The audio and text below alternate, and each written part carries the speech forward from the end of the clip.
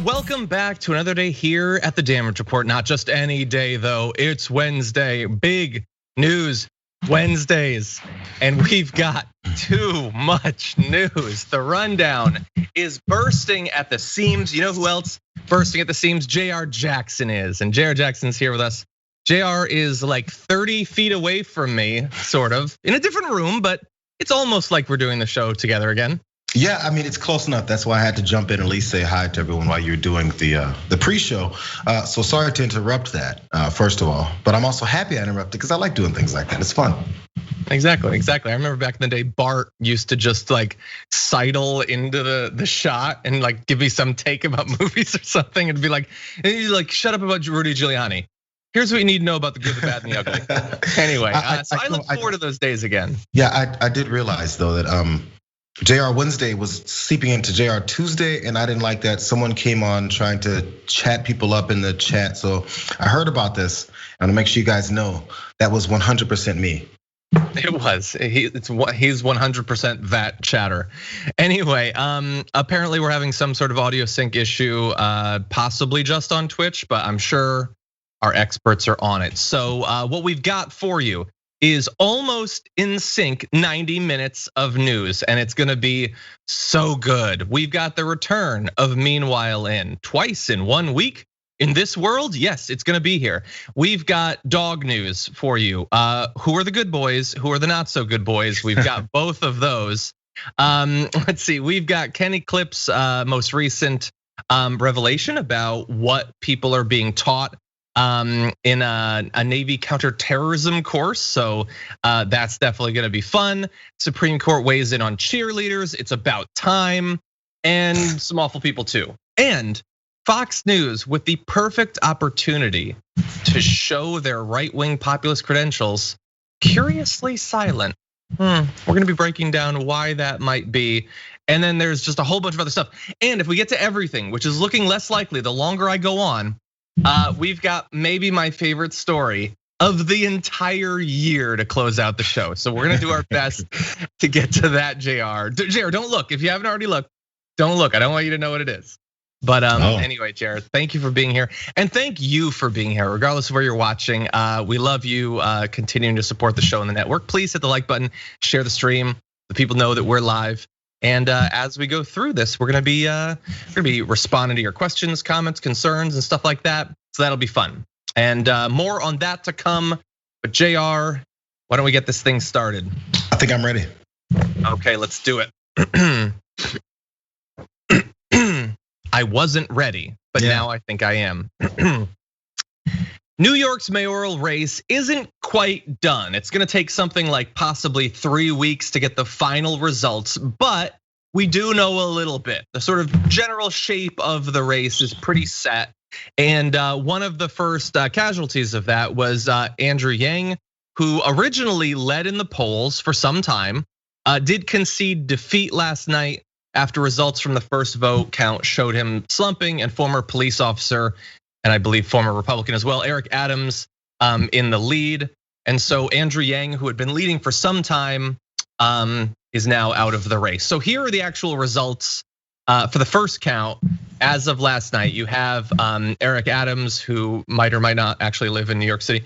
And then you have Maya Wiley, who was the progressive in the race, who'd gotten endorsements from people like Representative Alexandria Ocasio-Cortez and others, trailing by like 9 points or so. And then it drops from there. You have Catherine Garcia, former New York City sanitation commissioner, down to Andrew Yang, Scott Stringer, who I believe AOC ranked second, and then down from there. So look, there's a pretty big gap between Eric Adams and Maya Wiley. I don't know how or to what extent the ranked choice additional votes can or possibly will influence the final result. But that is, Jared, that's what it's looking like so far, at least for the mayor's race. Am I right? Eric Adams was involved with that debate where they went off the rails and were hollering about, they were going back and forth about something that was completely unrelated. And I thought seems like the 2016 primaries for the Republicans. So I thought the whole race was just a toss up of clown show. And especially since we're trying to figure out who to replace over in New York as for the mayor race. But maybe I'm missing where he has this stranglehold on the race and why he's convinced so many people. So look, I'm not an expert on New York City politics or anything like that. But Eric Adams is apparently a known quantity in New York politics for something like 2.5 decades. He's been around, not always as a Democrat, but he has been around for some time. And there are some of the boroughs that he's just did very well in and apparently had some base of support. And it started off this whole conversation about to what extent social media following actually translates into a political following. Lots of people are like, see, Andrew Yang's got lots of followers, but he didn't do well. And all of you are saying that Twitter followers are the only thing that matters, even though I literally never heard anybody say that. But if you don't believe that, you sure like to pretend that others are saying it. Well, Andrew Yang was tweeting and going on very bad PR tours with his social media following. He had some missteps. Yeah, so it's not always just about a social media following. This is one of those things where people like to say, oh, well, how many followers do you have? Oh, well, look at this, the subscribers. But that doesn't always mean that people are gonna like you, or that people are gonna like what you use your following for and the things that you say to all those people. You make more news because of those things. So when you do have these missteps and these outright ridiculous statements that you make, yeah, they're gonna have a bigger effect on you. It's not always just the perfect recipe. Sure. And so let's see. As of right now, the progressive isn't leading, is unlikely to win. At least it's complicated. It's the first ranked choice vote, so we'll see what happens. And hopefully it'll work smoothly, so that more people will be comfortable with ranked choice elections coming to their area as well. But anyway, there were other races, of course. We want to touch on a few of those. So in Manhattan, the district attorney's race was still too close to call. Alvin Bragg, a progressive, holding, and by the way, some of these are definitely candidates that I am not going to pretend that I am particularly familiar with their background. So before you take the pitch of the New York Times on someone's ideological background, definitely do research for yourself. But hopefully we'll have some of these people on. But anyway, is holding a narrow lead over Tali Farhadian Weinstein in the city comptroller's race to replace the termed out Mr. Stringer, who is running for mayor. Brad Lander, a progressive Park Slope, Brooklyn, led Corey Johnson, the city council speaker, by a similar margin as Mr. Adams led Miss Wiley in the mayor's race. So it's not a strict the progressives got blown out thing or anything like that. Jumaane Williams, who's been on the program a couple of times in the past, won his primary with 70% of the vote for New York City public advocate. And you also have Tiffany Caban, who's also been on the program, who previously ran for Queens district attorney. This is not a settled race, but is currently leading by quite a bit in one of the city council races. And in fact, as much as having a new mayor, of course, is gonna be a big change, there's a lot of turnover in the city council as well. By far more than there generally is in any random election. So who knows what's gonna happen for New York? Who knows what could happen if a progressive wins, opposed to someone who the New York Police Union seems to be cool with and used to be a Republican. But anyway, that's what it's looking like for some of these races. Any other thoughts, Jayar? No. Yeah. New York. Yeah, we'll see. New York. I know it's tough. Honestly, like it's such a major city. Of course, it does matter. What happens in New York does affect the rest of the country. That said, we are about as far from New York as you can get inside of the United States. Anyway, that said, I do want to move on to maybe the thing that's getting me most excited in politics so far today, at least. Let's talk about Buffalo and their new socialist mayor. What? In America, in this economy? India Walton, Democratic socialist, poised to upset the 4-term incumbent Democrat Byron Brown. And look, this is someone I wish we'd brought on the show already, but hopefully we'll talk to you in the near future. This is an exciting person that I am rapidly becoming kind of in love with. So you might recall a couple years ago when Alexandria Ocasio-Cortez won, that video went viral of her like reacting to winning in real time. I saw this video last night. Many of you probably saw, of India Walton, who had just found out that she had much more than likely won, calling her mom to tell her about it. And I want to show you a little bit. Mommy! I won! Mommy, I'm the mayor of Buffalo!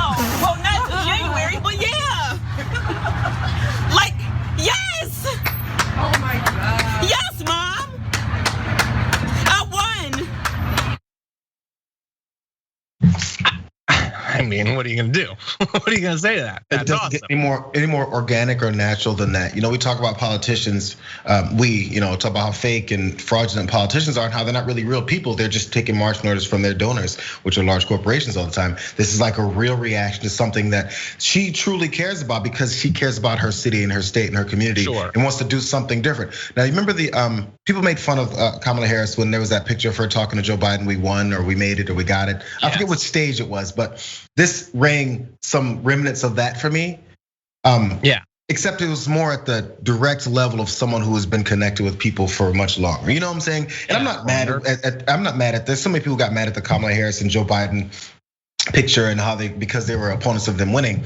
And I get that, but so it's not to compare it and say that was fake and this is real. This one just has more of a direct connection to it because she has these ideas of what she wants to do, which I know you're gonna get to, and that's the inspiring part. Yeah, definitely. And by the way, you're gonna interpret this largely based off of politics. Like if you hate socialism or whatever, then you're not gonna like that.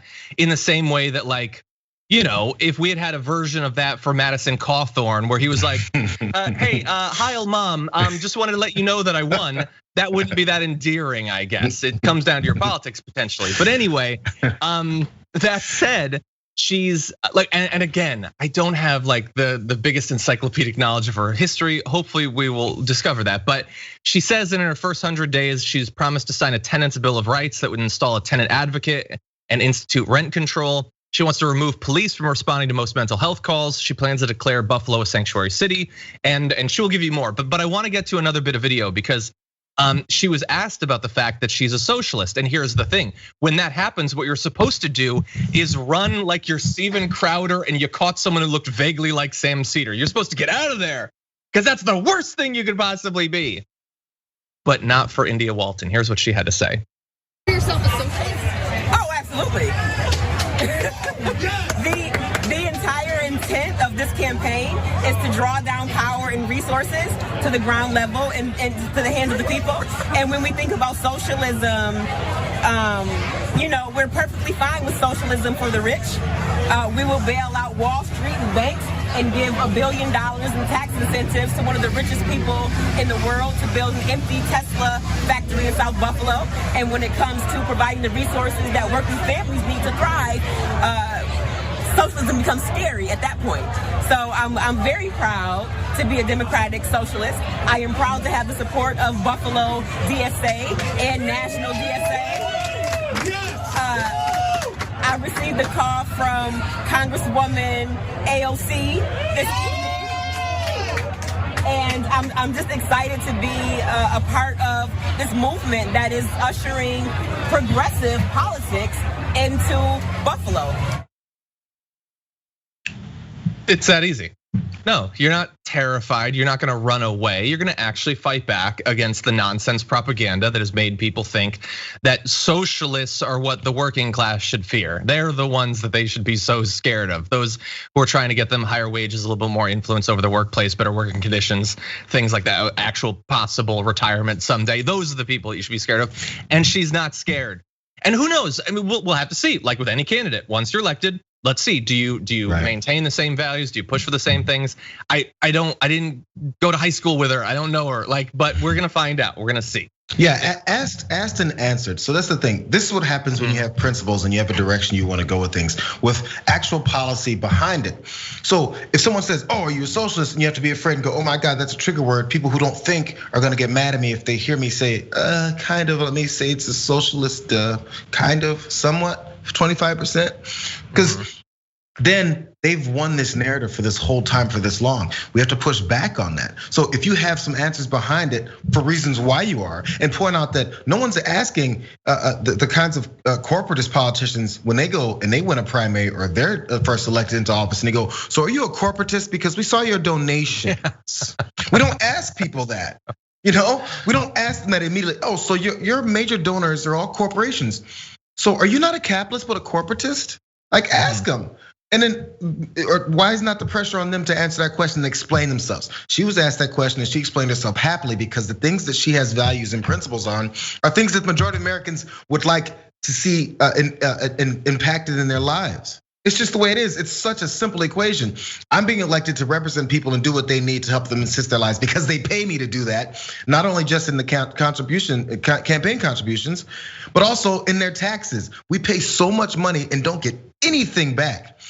And because someone stands up and says, let's start giving something back to the people who pay for it, they're considered a bad person. We're so upside down and backwards right now. We got to start flipping the script on that. Yeah.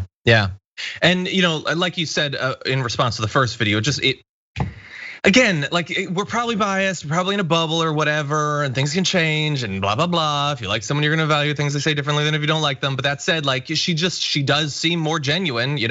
She hasn't obviously been like, she's not like Drago being groomed by all these scientists in a lab somewhere. She was a nurse.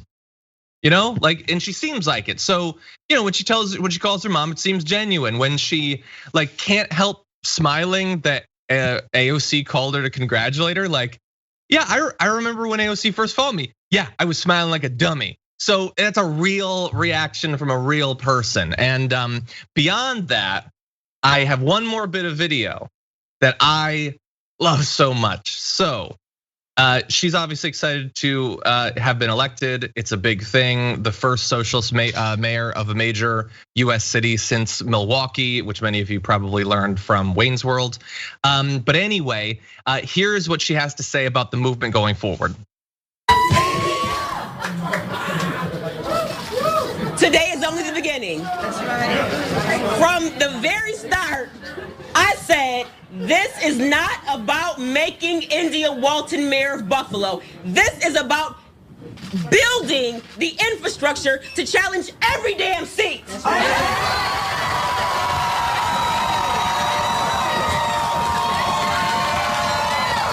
All that we are doing in this moment is claiming what is rightfully ours.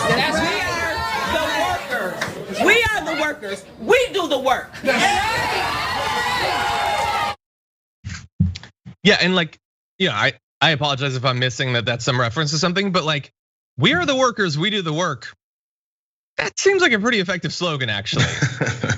Not we are the workers, so we want to be bamboozled by right wingers into caring more about Dr. Seuss and anthropomorphic potatoes genitalia. No, we do the work. We want to be paid for the work. We want to be respected for the work that we do. I love that video, Jayar. It's so good. No, it's the kinds of lines and it's the kinds of approach that would make people have to actually dispute the facts and dispute what she wants. And also, we talk about a unifying message. Politicians have confused enough people to think a unifying message simply has to say everything you want that this politician says you want, we'll go with, and everything that this politician says we want, we're gonna have to find somewhere in the middle to find it. How about we do the things that benefit the American people? I don't care if you're a Republican or a Democrat. Those things that she is proposing will benefit you because there's collective people. All of you guys pay into this. It doesn't have to be because I want something to help the American people. That's a lib socialist policy only. Because again, we've talked about this many times, even when Obamacare came in, which was very half-hearted.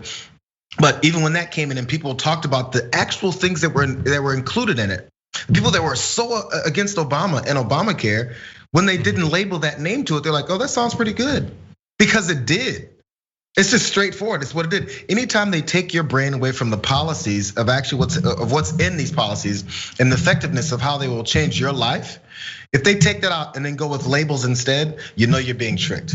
Yeah. Think about what's being done and said, and take some time to get to some of the details. And I get if you don't have that time, but listen to someone who's telling you.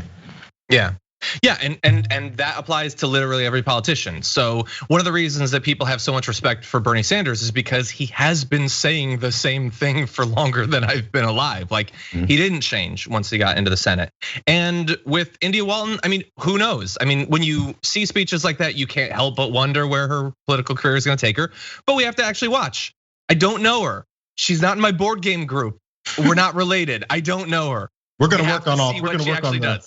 We're gonna work on the board game group. Maybe she'll get it there. The Mayor Walton, if you'd like to play some online board games and talk about socialism, I think that would be awesome. Let's please do that. But anyway, we will see, and we need more people like this. A reminder: actually trying to change the system by talking about it, by organizing about it, by running for office is incredibly difficult. It is often very slow. it's going to be riddled with defeats. I can name so many candidates that I wanted to win so bad that have lost. Bernie Sanders is on that list twice. That said, it's also the only way. And if India Walton had decided, the system, the establishment, it's so annoying. I don't like politics. Let's just tweet about it or whatever. Then she wouldn't be mayor, and we wouldn't have AOC, and we wouldn't have, name a ton of politicians. So, like, she says that her political inspiration was Cori Bush.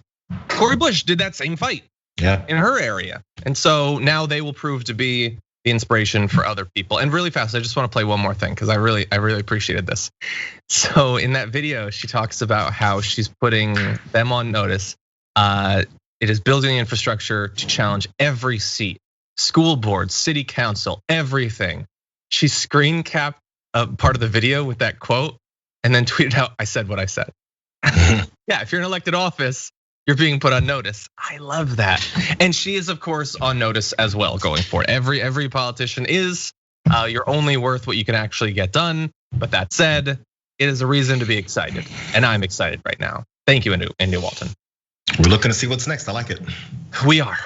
Okay, we're gonna take our first break. When we come back, socialism, good for Buffalo, apparently bad for the military. So we'll be giving you Ken Klippenstein's latest at The Intercept after this. Okay, everyone, we're about to jump into some more news, but I did want to let you know about a couple things that are coming up. So as you know, we're in week 3, I think, of Indisputable, and it's 8-week run. This is Dr. Rashad Ritchie's new show on TYT, which you can watch every day at youtube.com/indisputable-TYT. But I know what you're thinking, when can I watch it? Well, that's super easy, right after this program. This show ends, we take a little breaky break, and then there you go with Indisputable and Dr. Rashad Ritchie. Very exciting show today, by the way.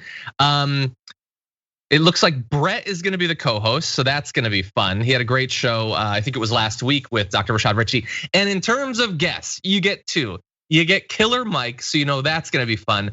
And then one of my favorite international guests to bring on, Nellifer Hedayat's gonna be on. Nellifer has joined us to talk about her podcast about human trafficking, gun trafficking, food trafficking, animal trafficking, all sorts of things like that. Now she's got a podcast delving into a whole bunch of different topics, so she's gonna be joining Dr. Rashad Ritchie as well. So definitely stay tuned. And by the way, happening tomorrow is our tier 3 YouTube members Q&A. If you're a tier 3 member on YouTube, we do this once a month. We hang out, we talk, sometimes about politics, sometimes not about politics. It's a lot of fun. So if you'd like to upgrade your membership or become a tier 3 member, that will be available tomorrow at 12 p.m. Pacific time. And all of the past ones we've done are up on the channel for tier 3 members as well. Yeah. Now that said, why don't we jump back in the news? Let's do it. Okay. New leaks provided to Ken Klippenstein and now to us via The Intercept, a Navy counterterrorism training document obtained exclusively by The Intercept has an interesting view on socialism and how it compares to other ideologies. So in this training document, they have a section that's subtitled Study Questions, and it includes the following question. Anarchists, socialists, and neo-Nazis represent which terrorist ideological category? The correct answer is political terrorists. A military source briefed on the training told me. So, like, they ask you this open question. Hey, so you got neo-Nazis, and then you have, I don't know, like the new mayor of Buffalo. What's the link? They're both political terrorists, according to a counterterrorism training document.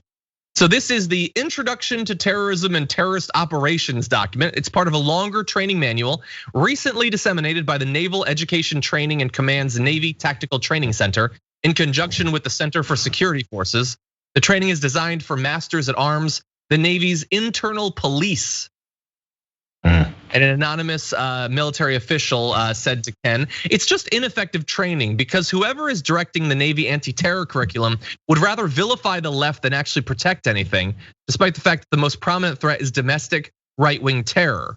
Or is it?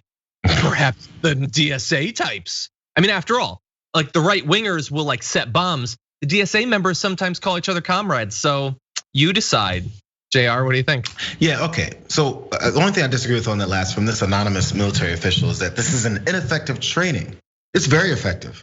It's 100% effective. It's doing exactly what the people who've proposed it to do, is to brainwash the people that are involved with this internal police within the Navy to think a certain way.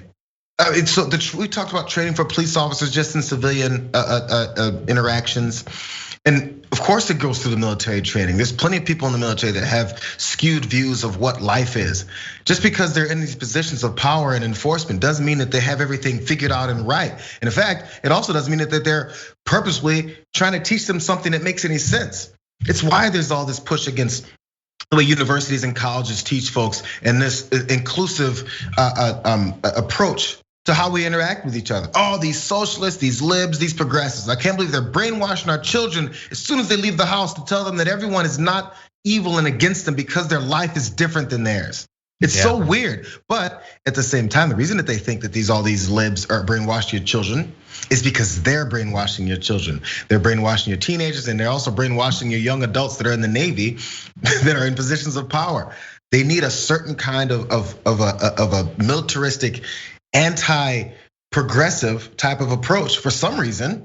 I'm not sure if it devalues your fighting force. It keeps you from doing things in a more heinous way. I'm not sure what they're looking to build in folks to have them come with this skewed version of reality.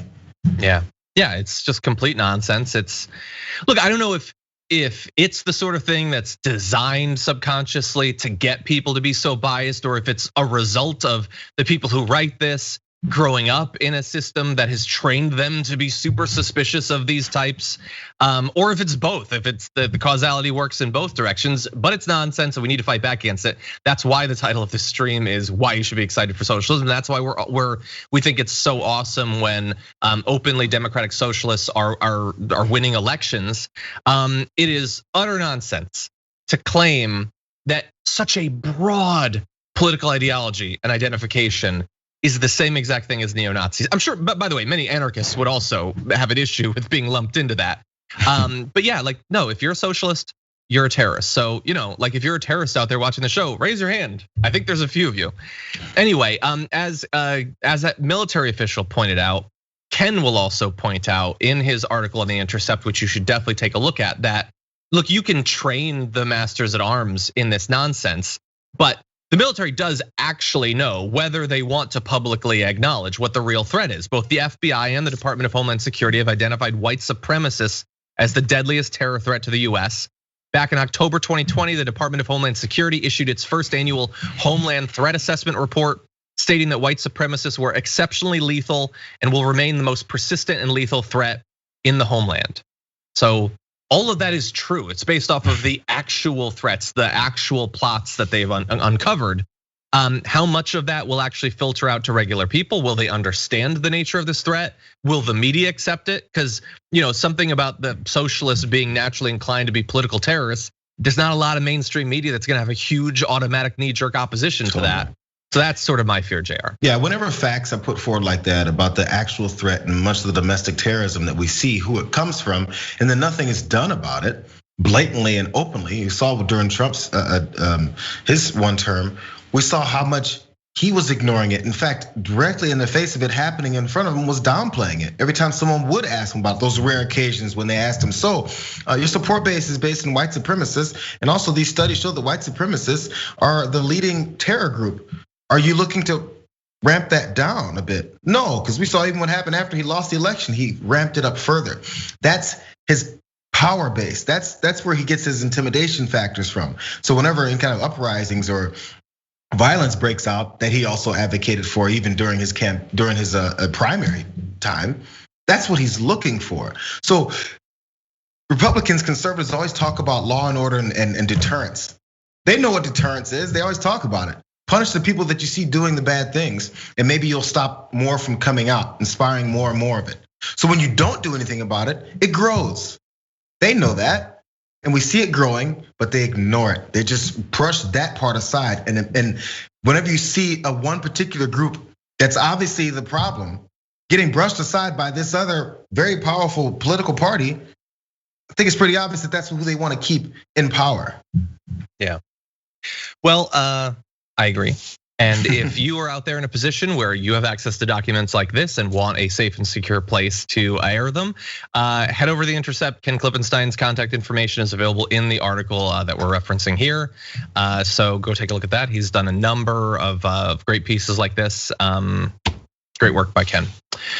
Okay, that said, let's move on to our next topic, switching it up just a little bit. The recent suite of Supreme Court decisions continues, this time siding with a cheerleader in a free speech case after she was punished by her school for things that she said very much not at her school. So they ruled that a Pennsylvania school district had violated her First Amendment rights by punishing her for a vulgar social media message sent away from school grounds. The vote was 8-1 with Justice Clarence Thomas dissenting. That's fun. The case concerned a cheerleader named Brandy Levy, a Pennsylvania high school student who had expressed her dismay over not making the varsity cheerleading squad by sending a colorful Snapchat message to about 250 people. So, colorful. How colorful? What colors? Well, let's let you know a little bit about that. She sent the message on a Saturday from the Cocoa Hut, a convenience store popular with teenagers, and sounds like what I would name the shed in my backyard. It includes an image of Miss Levy and a friend with their middle fingers raised, along with a string of words expressing the same sentiment. Using a swear word 4 times, Miss Levy objected to school, softball, cheer, and everything. And so the onus is on you to sort of put together how that works, but I think I've got it. How are you doing? Anyway, it was on Snapchat. They're designed to disappear, they're ephemeral. You throw them out there and then they're gone. But another student took a screenshot and showed it to her mother or coach. And isn't that student just the best kind of person? You're awesome, you're so fun.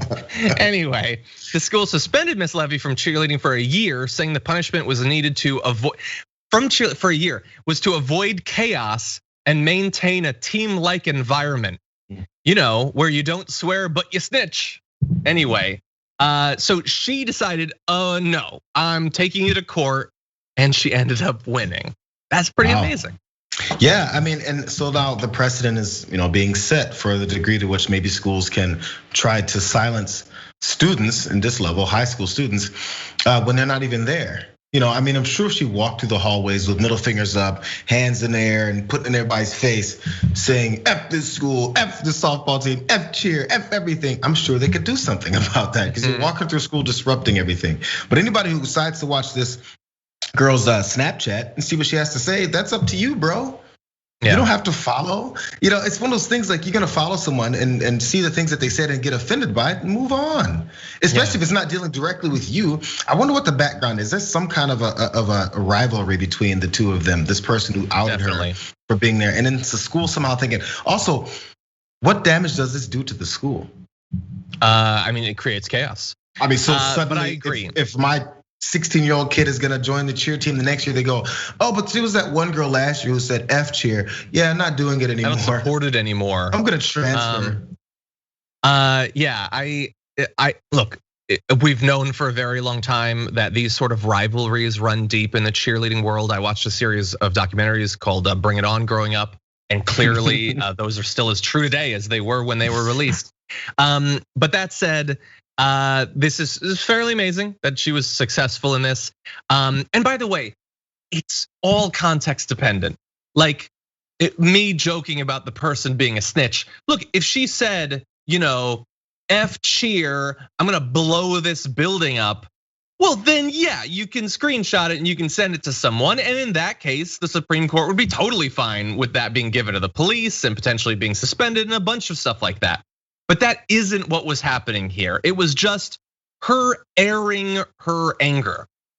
And related to that, I would say if you are Brandy Levy, this is like a prime time to release a t-shirt. You know how they have those ones with like the word and. Just do one that has school, softball, cheer, and everything with a middle finger emoji after each one. You'll make like thousands of dollars. You should definitely do that. Way more than that. Probably.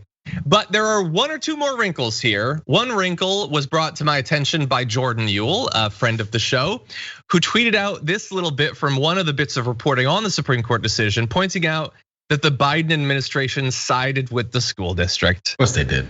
Because of course, the Biden administration and the Biden DOJ and Merrick Garland they're basically like those like Substack contrarians. It's like you just have to have the worst takes on literally everything.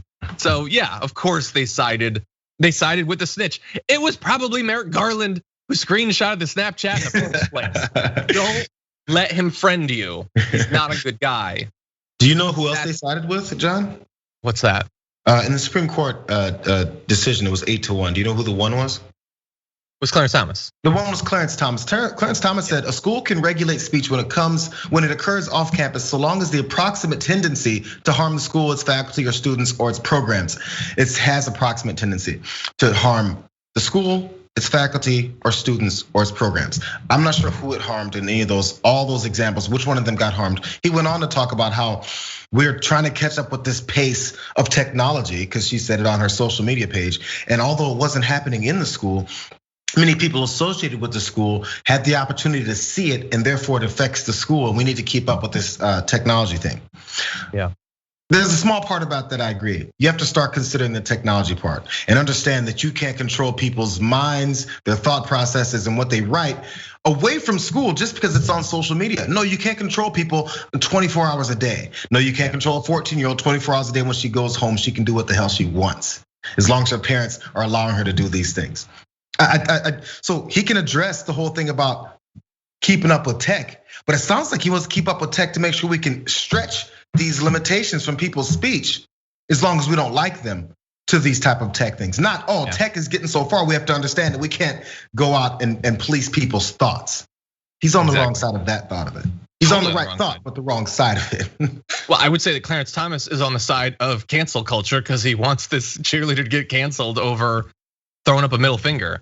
Unfortunately for him, as many people are pointing out in the chat, this is a cheerocracy, not a cheertatorship. So deal with that. The final point, just a historical footnote: Supreme Court has occasionally weighed in on free speech issues when it comes to students, generally in favor of limiting them. The last major decision on students' free speech was back in 2007, when the court sided with the principal who had suspended a student for displaying a banner that said "Bong hits for Jesus." Let the bong hits for Jesus guy go. Seriously, who's he hurting? He can't hurt anyone. He's doing too many bong hits for Jesus. It's for Jesus that he's doing it. You can't even do it for Jesus. Anyway, maybe it was the reference to religion in schools. I don't know. You got in trouble for that? Yeah. Okay. He's still in solitary confinement. Anyway, okay, so with that, I'm joking about the solitary confinement. I think he's fine. Now, with that said, we are gonna take our second break. When we come back, IKEA wanted to memorialize and give some recognition to Juneteenth, and it went pretty much how you'd expect after this. Okay, Jayar, how would you like some more news? Well, only if we're gonna make sure we don't skip the D block. That's all I care about. Oh no, we're about to go to the D block literally right now. We have two dog-related stories. I almost made the D block the dog block, but that'll be happening a little bit later on. So definitely stay tuned for that. It'll be in our last third. For now, let's turn to this bit of news. An IKEA in Atlanta wanted to recognize Juneteenth, and so they decided to put together a menu to commemorate foods that they thought would accomplish that. What they did was put together a menu, which the store told employees was intended to honor the perseverance of Black Americans, which included dishes like fried chicken, watermelon, and mac and cheese. And Jayar, I feel like we've done this story 9 times. I don't know why this is always the go-to for schools that want to show that they know what's going on. Employees said 33 people called out from work as a response to that menu. It sparked an internal email response from a store manager who said, "I truly apologize if the menu came off as subjective." I think that means offensive. It was created with the best of intentions by a few of our coworkers who believed they were representing their culture and traditions with these foods of celebration. One employee told The Hill, "You cannot say serving watermelon on Juneteenth is a soul food menu when you don't even know the history. They used to feed slaves watermelon during the slave time." Also says none of the coworkers who sat down to create the menu, nobody was Black. Crazy. I thought they just said that it was believed they were representing their culture and tradition with these foods of celebration. So if none of them were Black, which culture and tradition and theirs are we talking about? I don't know. Maybe they misspoke when they said it was theirs and they know what they're talking about and doing. This is one of those things where It's happening when it's Pride Month as well, right? And then we just got Juneteenth recognized as a federal holiday. Yeah. And now companies, corporations, people in general just want to make themselves look better by saying, I'm on board too. I got a rainbow flag. Oh, as you guys see, I wore red, orange, and yellow all at the same time. It's part of it, but it's okay. Yeah. It doesn't endear you to anyone else because your menu, even if it was accurate and you have some actual food that you see as Black culture, right? Even if that was accurate and no one had an issue with it, is that gonna increase sales? What are you doing this for? What's the idea here? I'm assuming there was some, like if you dig into that, there's some kernel of wanting to do a good thing. But this is the thing. Okay, there's another part of it. And I feel like I said this ironically on the Juneteenth half hour that I had there. What's the point of diversity? We're just gonna have diversity for the sake of diversity. So when politicians and everybody make sure they have a diverse group around them, they have a diverse staff, that they have like a chief of staff that maybe isn't from the same background that they're from, and maybe they have something that has a robust, all-inclusive nature to the way that they'll make decisions. It's so that you can be represented by people who know what the hell they're talking about and know where they're coming from, so that your message to the rest of the folks who came from those communities can connect to them. So why would you assume that people that aren't from the community can make the decisions about that community? And if you do have diversity there, make sure the people that you have that are there know what the hell they're talking about. It's crazy. Yeah. You don't just throw people in there for the sake of throwing them in there. You have Black employees. Why weren't they a part of this? You know what? They'd have told you this before John on TDR was talking about it. They'd have said, hey, you guys, you might want to shut this dumb idea down. This is ridiculous. And you know, it's funny because like this came up obviously over the course of the weekend, but I saw a lot of tweets to the effect of when it was recognized as a holiday, it was like tweets like Bed Bath & Beyond, don't even think about it. Like it's like, oh God, all these corporations, like they're gonna do stuff that is gonna be so bad. IHOP is gonna become like iHodge for Juneteenth or something. It's no, you don't. Anyway, yeah, they're gonna have like you know, some restaurants are gonna have like a reparations sale. All Black folks come in and it's like stuff like that they think people are gonna clamor for. Hey, relax, take a deep breath and listen.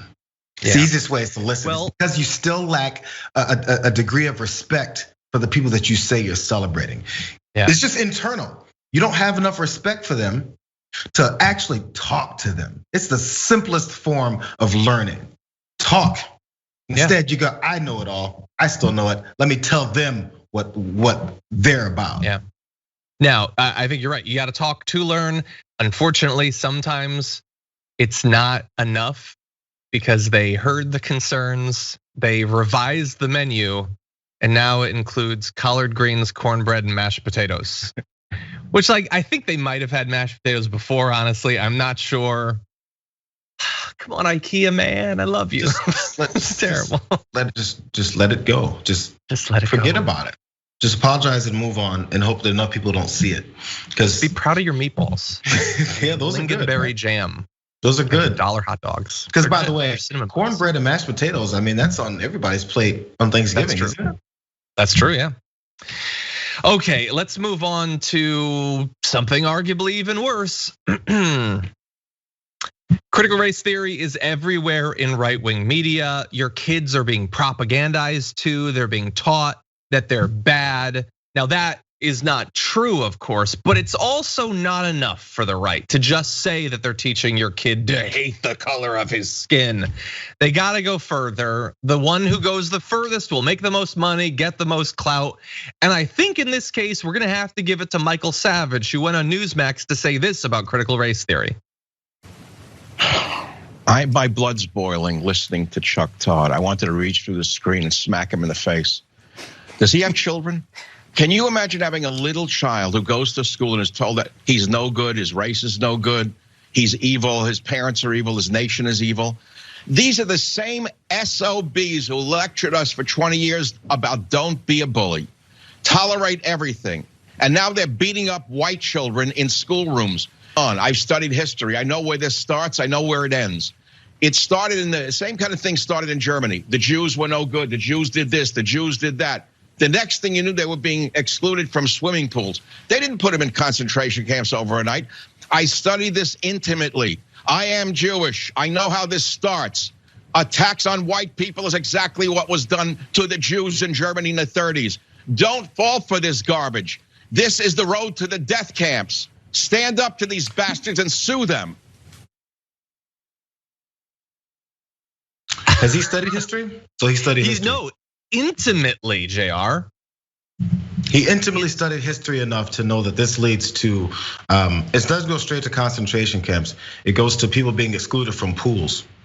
What country were people excluded from pools, and which people were those?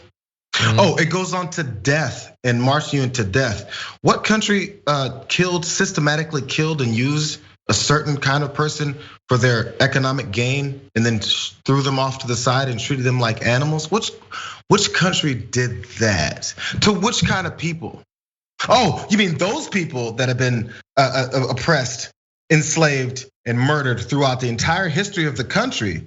Those people are the ones that are in power. Those are the ones that are coming after your lily white children that are innocently walking through the world, knowing everything about everyone's culture and background and history. Because they learn about it, right? Are they learning about it? Did they? The people that are 30 and 40 years old now can tell you that they didn't learn about it. And that many of their outward views about others was limited. And they shaped it around a disparity in what they think these people are. But instead, it's those people that are now being persecuted. They're telling your children you're headed into some kind of concentration camp to get murdered off. Because he studies history really well. We ignore every atrocity that we've done to black folks here. And now that people are saying, hey, let's pay attention to that and make sure we don't continue to do that. In fact, fix all of the broken systems that we've had in this country doing that. Now that's an attack on you. Anytime you think that your entire your network of your life and your family and your history is threatened because you're gonna learn about what you've done to other people, you're disparaging your own background. You're saying that your worth is with the type of people that enslave others, that oppress others, that murder and systematically kill them. That's what you said your history is. You're teaching your lily white children that they're bad people by not accepting that they don't have to be like that they don't have to continue the same systems that were horrifically put in place here, specifically to target a certain kind of person. You're saying that to your kids, no one else. Someone's trying to teach your kids to be better, and you're saying, no, I want them to still be horrible. That's what you're doing. And that there's something they shouldn't know about. There's something about them they should run from and hide from, as if it's gonna work. As if you block the teaching of critical race theory in schools, so the kid's never gonna be exposed to any of this. He's just not gonna be prepared for it. He's not gonna understand it. He's not gonna get the context of it. Yeah, and it teaches your kid to be weak, to not have the strength to understand history and to try to make the world a better place than it regrettably, tragically was for every minute of world history leading up until right now. Like, to teach them to be ignorant and afraid and to always see themselves as a victim. That's what you're teaching your kids to do. You know what it sets up to? It sets up this direct, violent confrontation. It's either we learn about something or they're coming to kill us. And if they're coming to kill us, that means we gotta kill first. That's just the American way, right? You have to defend yourself from the attackers. That's what we've always done. That's what we've unleashed any war we've been a part of, is they're coming to get us before they've come to get us. Yeah. So now these people are coming to get us because of what we've done to them. Yeah. And we should be afraid. It's time to fight. It's setting up a fight. And it's so revealing. They're gonna do to us what we did to them, which isn't even true. It's just so revealing of what this person really thinks about race. And I feel like a little bit like Joe Bluth. Like, you think that they're teaching people to like hate white kids, but I'm white. I'm gonna have kids, and those kids are gonna be somewhat white. You think I'm gonna teach them to hate that? Why would I do that? If you're conservative watching this, why would any of this happen the way they're saying? It doesn't make any sense whatsoever. They're clearly hiding something. They're clearly manipulating you. It is not the roads to the death camps. It's the roads to an accurate understanding of our history. That's not as sexy. That's not as exciting necessarily, but it might be more productive. And I don't think we need to run away from that. We don't need to run away from our history or the learning of it. Anyway, we're unfortunately out of time for our linear audience. Thank you so much for watching us. We do have more on YouTube and Twitch though, so if you're watching those platforms, we'll see you in just a few. Welcome back, everyone, to what remains of the Damage Report with me, John Arola, and Jayar Jackson on Big News Wednesdays. Some people are saying it's a hashtag. I'm not saying it, just some people are saying Big News Wednesday is a hashtag. You said nothing, John. I didn't say anything. Anyway, thank you for being here, everybody. I did want to let you know about an event that's coming up soon. You can go to tyt.com/events to find out more information. But the gist is this: in Cleveland, I'm almost certain it's Cleveland this time, we're gonna be having an economic justice town hall on June 26th, nailed it. Cenk Uygur, Killer Mike are gonna be speaking with Senator Nina Turner about living wage, Medicare for all, a number of important issues. It's gonna be awesome. Go to tyt.com/events so you can find out more information about getting tickets, which are gonna cost $3. That money will be donated to Rock the Vote. That's gonna be awesome. And if you'd like to see a little bit of Killer Mike before the event, you can stay tuned later on at youtube.com/industryt for Killer Mike, who's gonna appear on Indisputable with Dr. Rashad Ritchie, awesome, as well as Nelifer Hedayat. One of my favorite people is gonna be on there. Oh, and Brett Ehrlich as well. So all of that should be a lot of fun. That said, JR, are you ready for dog news? Well, I'm considering I'm not at home today. I'm totally missing Sprocket because I can't live without him. That I have Sprocket. Well, we're gonna go over some good news. We've got a bad dog and we've got a good boy. We're gonna give you both of those today. Governor Greg Abbott of Texas is a pretty horrible guy. That's been clear this year with him, signing the voter suppression bill in Texas, demonizing trans youth, pretending earlier this year that windmills were the cause of the energy grid problems. But now he's gone too far because he's coming for your dogs.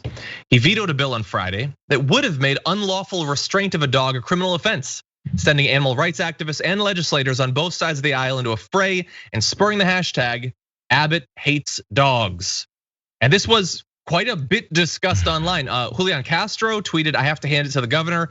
Anti-voting rights, pro-animal cruelty is a bold re-election measure." And it's one that he thinks he can win on in Texas. And honestly, I'm not sure that he's really wrong. So what is this bill that he vetoed? Well, State Senate Bill 474, dubbed the Safe Outdoor Dogs Act, aimed to ban the use of heavy chains to keep dogs tethered. The bill had bipartisan support in the legislature, passing the House 83-32 and the Senate 28-3. Wow. In Texas, they're coming together to protect your dogs. In his veto, Abbott said that state statutes already existed to protect dogs from animal cruelty, and the penalties proposed in the bill of $500 to $2,000 and jail time of up to 180 days were excessive. The bill said that dog owners could have dogs outside, but could not restrain them with short lines and chains or anything that could cause injury and pain to the dog. JR, would you like to side with Governor Greg Abbott? No, because this is the thing, it's crazy. So I'm really trying to find the motivation behind it, because a lot of times you can just follow the money. Maybe there's some kind of organization. I'm not sure which organization is advocating the cruelty towards dogs that paid him for his campaign. Yeah. So and again, as we saw the way it passed in the first place, how overwhelming it is. This is not. We talked earlier about unifying messages. Doesn't matter which side of the aisle you're on. It's kind of hard to be like, yeah, you know what? I'm all for this bill that allows cruelty towards dogs because that helps my life in some kind of way. I'm just trying to find what helps you out. Yeah, sure. I grew up in the country in St. Louis in the 80s and 90s, and there was dogs tied up and stuff, but people weren't advocating for dogs like they are now, or people weren't considering dogs to have this certain degree of need and care and rights that we didn't before. So that seemed normal then, We also used to think kids didn't have a certain level of pain that they would have. So a lot of times, anesthesia and stuff wasn't given to children way back in the day, right? Because they thought kids can't feel it.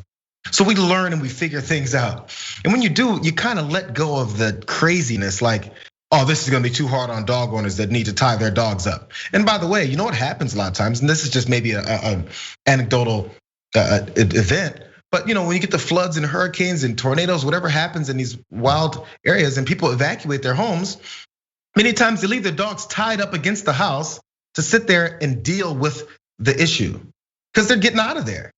And so they leave their dog tied up and he's watching the impending death come upon him.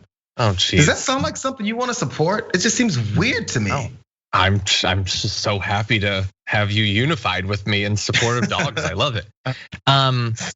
Yeah, and the fact that in Texas there was actual bipartisanship, and he attacks it, and he goes on to say in terms of why he opposes. He says Texans love their dogs, so it's no surprise that our statutes already protect them by outlawing true animal cruelty. He says Texas is not a place for this kind of micromanaging and over criminalization. Micromanaging. So why did all those Republican state legislators in the Senate and the House, why did they support it? Are they bought out by Big Dog, whose name is Clifford, by the way? Why were they? Are they in favor of micromanaging? I don't know what's up with Greg Abbott, because you make a great point, Jayar. This doesn't seem like one where there's a clear financial interest. So is it just that he's one of the many Republicans that is so broken that he can't love a dog?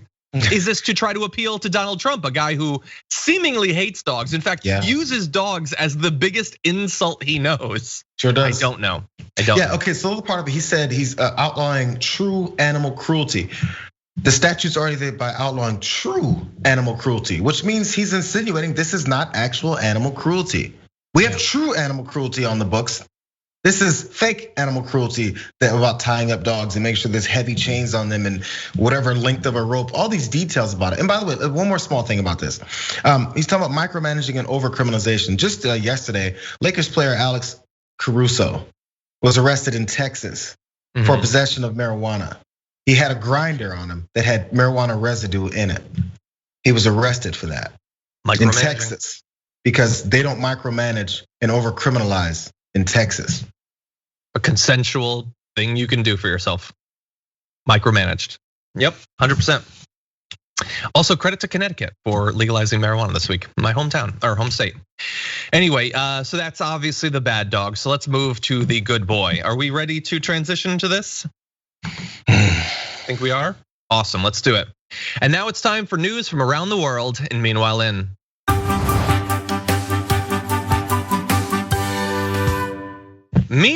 in China, there is a Buddhist monk who, through the course of his life, has helped to fight back against the pervasive issue of stray and unhomed dogs in China. Apparently, there's like 50 million stray animals in China.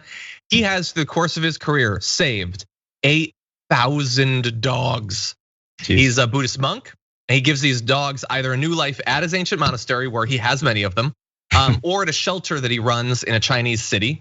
He's cared for 8,000, a few hundred of which, by the way, will eventually be resettled in Europe or North America. So some of them stay in China, others get sent around the world.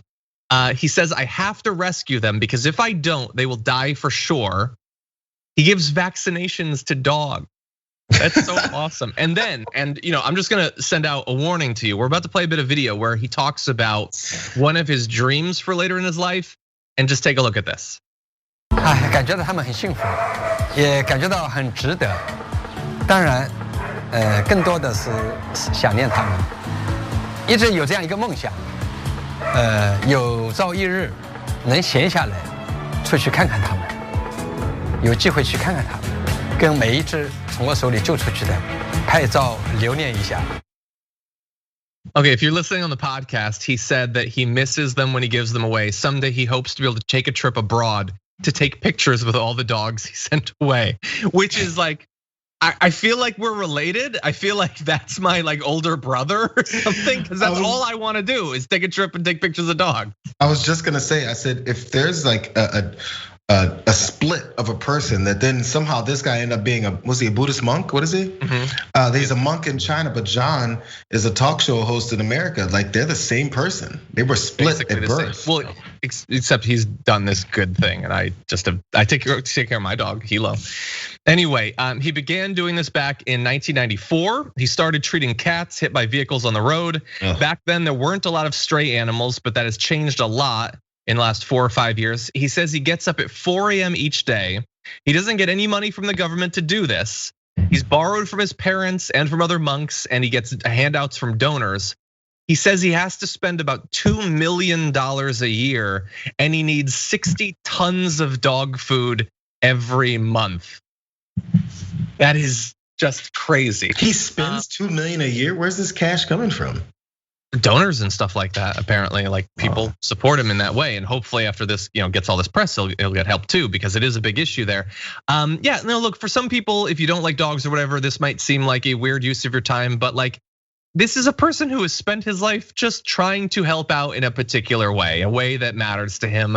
Like, just think about a world filled with more people like this Buddhist monk, just trying to make the world a better place. And maybe for you, it's not caring for dogs. Maybe it's something else. I don't know. Maybe it's you're a young kid in Sweden and you start protesting because of climate change or something like that. But just imagine if more of us were driven by these sorts of impulses. This is one of the main things we search for on this channel, is people like this. And sometimes they're politicians. We get excited when we believe that we found one of those people get elected to office. Sometimes it's activists, sometimes authors, sometimes people we bring on as guests. But I just want more people like this around the world. $2 million a year. Yes, bro. If off of donations, okay, I'm dropping the JR's candies. I'm going with like some kind of dog rescue. I need to make this 2 mil. JR's puppies. And I'll take pictures cuddling with them and put it on JR's candies on my OnlyFans, just so you guys can have the full scope of what's going on. But 2 million a year, Jesus, this is awesome. There's no way he's not keeping some of that money. Number two, there's 8,000 strays running around in China. Man, they need like Greg Abbott to come in and like put us some leash laws, some tie up some of these dogs, make sure they're not running around everywhere. Thank you. Anyway, so if you're watching, look forward in the future, go to www.onlypugs.com. Anyway, meanwhile in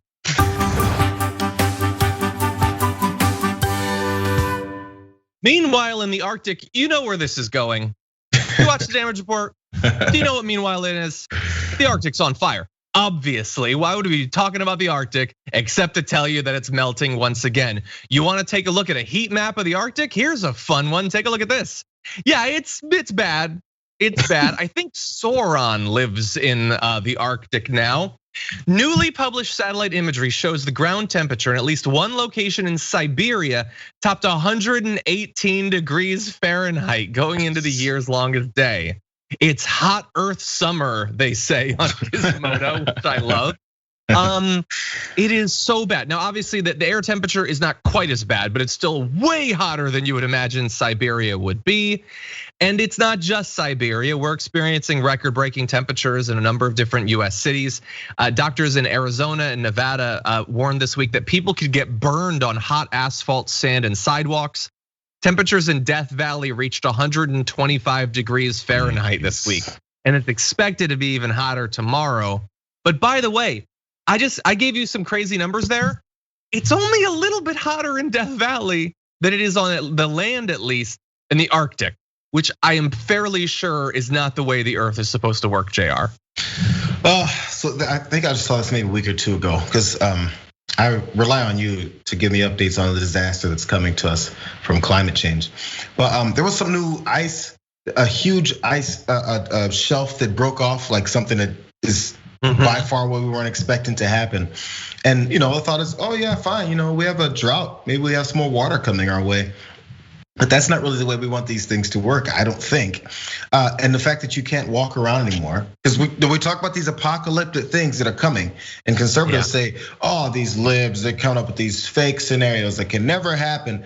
Well, now in some parts of the world, you cannot walk on the ground, or you shall burn. Get burned. Because that's not apocalyptic, and that's not a crazy over speaking from these libs that are trying to scare you into doing something responsible with the place that you live. It's weird. That's the way it's supposed to work. It's supposed to get hottest at the poles. That makes sense. You know who loves a good volcano? Penguins. Most people don't know that. Anyway, yeah, this is a disaster. Obviously, as evidence of continued climate change, it's a disaster, but as we repeatedly return to on the show, it's its own disaster in several ways too.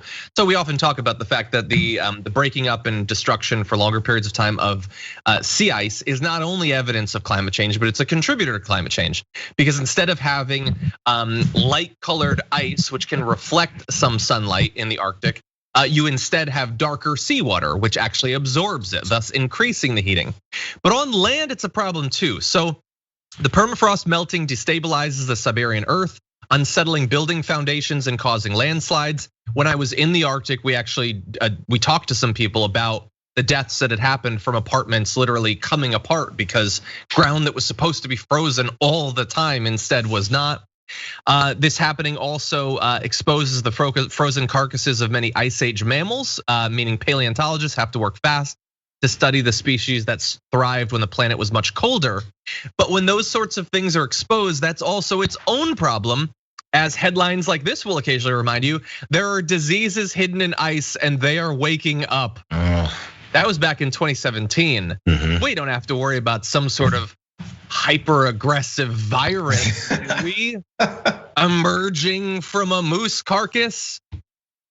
Isn't that basically what's going on? Well, I don't want to give a spoiler for a popular Netflix show, but there's reason to fear this. And I think more people need to take it seriously. Anyway. But they won't, because it needs to be connected to them directly. And they've been told that the things that connect them directly are in opposition to this. That their life actually isn't affected, or their children's lives, their grandchildren's lives. I guess people don't care once they leave here what happens later. You got to think, so what are my kids gonna experience? Yeah. So while everything's going on and there's a lot going on, meanwhile in the rest of the world, a lot of bad stuff is happening. Now that said, we're gonna read just a couple of super chats and then we're gonna get into my favorite story, maybe in the entire time I've been at TYT. Is it because I'm gonna go on Netflix and binge something? Is that what we're gonna talk about? It is. Anyway, no, we'll do together. Okay, with that, why don't we get into our last story? Today, I went on Twitter and found evidence that Netflix is indeed reading my letters. Here's a trailer for the upcoming series, Sexy Beasts. I want to get married, I want to have babies. Before I'm like 26, do you have health insurance? Welcome to the strangest blind date ever. Hey, how you doing? Damn, how you doing? Could you fall in love with someone based on personality alone? What is your ideal woman? Personality, for me, is everything. Ass first, personality second. Made my decision. My sexy beast is... Okay, I'm not going to give anything away. Jayar, I want your opinion first. What could you be giving away? My thoughts about it. What do you think about it? I thought there was some kind of revelation, like one of the people on the show. Anyways, I'm on the show. I was the beaver. I'm sorry, it's been revealed. There's so many. The B-roll. Okay. I see a lot of things come across about Netflix, Hulu premieres, all this stuff on streaming services, and I never really know if I'm gonna watch it. I never know. Even when I go, I'm gonna watch it, I won't watch half the time. The things I know I'm gonna watch is when I log in my brain as soon as I read that article when it premieres. This premieres, I think July 21st, unless I did. July 21st. Oh my God, I skimmed the article and I was like, July 21st, log that in your brain, Jayar. I do not remember these things. I naturally remembered this because you are gonna watch this. And by the way, the second season is gonna premiere later this year. I know that already too. It's going down. It's going down. Yes. Now let's clear the air of a few things. This is not a furry show. Furries are a subculture. I'm not a part of that subculture, but they are a proud people. This is not that. They're not gonna be having sex in the costumes or whatever. This is, they say, a way to delve into whether you're actually connecting on personality. Obviously, this has something to do with The Masked Singer. Let's be clear about that. But I will state this, and I have never been more confident in a pop culture take. And I understand most people watching the show, whether they like me or not, think my pop culture takes are absolute trash. This is objectively a better concept than The Masked Singer. And I am definitely gonna watch it. And I already wanna watch it. Like in the past, there's been shows like The Floor is Lava that I said I wasn't going to, but then I did. Yeah. No, this is so much better. Like the singing, The Mask has nothing to do with the singing. It's totally a separate thing. But this at least is part of it, and they're doing more interesting things. They're going on dates, and then they get the reveal, and the revealing is not just, the reveal is whether my love will continue now. It's not just, oh, it's a guy who was a football player 8 years ago or something. This is so much better, Jayar. Oh, so much better. It takes the elements of, I forget the dating show, and I'm for some reason from back in the day when you had the 3 bachelorettes on one side and 1 bachelor, and he asked them all questions, and then he chose one. Something like that. It was awesome. That's a good idea. This one just allows us to have more visual and fun behind it, and it's more fun. I like revamps. obviously it's not gonna be the most important show ever. It is total guilty pleasure or whatever. And maybe it'll be terrible, but it looks pretty funny. And I wanna see what happens to that beaver. Anyway, Jayar, thank you. Will he find his ass? Would that he could. Anyway, Jayar, thank you for joining me. Everyone go check out onlypugs.com. Great to have you here. Thank you, Jayar. See you guys, have fun. Thank you. And everyone watching at home, Indisputable is coming up with Killer Mike, Nellifer Hedayat, Brett Ehrlich is gonna be co-hosting, and Dr. Rashad Ritchie. Indisputably gonna be a good time. You're not gonna wanna miss it. Go to youtube.com/indisputable_TYT to watch. And for me, I'll be on with Anna in the second hour of the Young Turks later today, so I hope to see you there. But until then, stay safe out there, stay sane out there, and I'll see you soon.